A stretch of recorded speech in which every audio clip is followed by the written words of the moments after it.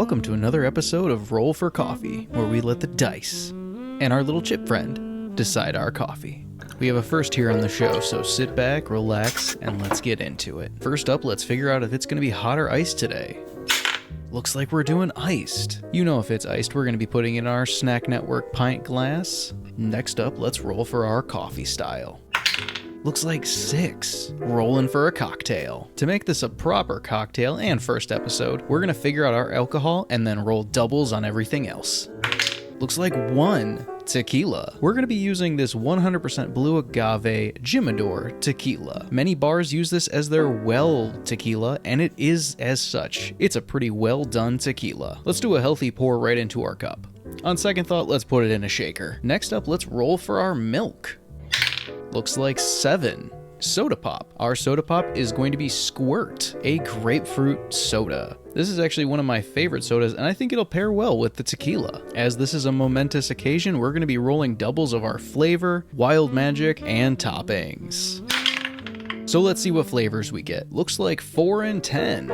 Peanut butter and grape jelly. We're going to be using organic peanut butter fit powder. We're going to be doing about a tablespoon of that peanut butter. Going to make it easier to mix into this drink. And Welch's natural Concord grape. And then a good tablespoon of that grape jelly. Next up, let's roll for our wild magic. Looks like tahini and cherry sauce. Our tahini is going to be a dark roasted sesame. We're going to be doing a healthy pour of that tahini. And we're going to be using Traverse City premium cocktail cherry juice for our cherry sauce. And a couple of teaspoons of that cherry sauce. Now it's time to roll for those toppings. Looks like 8 and 9. Hot sauce and honey. Our hot sauce is going to be Tabasco jalapeno green sauce. We're going to do 5 good dashes right into our shaker. Our honey is a raw local honey from Eduardo's Acres. This specific batch is a little minty. Wonder what the bees were getting into. And let's get into this and pour a little into our shaker. Add a little bit of ice. Now let's give it a good shake. After a good shake, we're going to strain it into our pint glass. We're going to top it off with our Squirt, add a little bit of ice, add a straw, and give it a try. Was not expecting for it to go that way, but we have our first cocktail, so thank you for joining us for this tasting of the Roll for Cocktail. We're going to call this an After Hours PB&J. I'm so scared right now. I mean, it just smells like peanut butter and jelly. I'm just afraid of how that tequila is going to play into the mix. Let's give it a try. Cheers.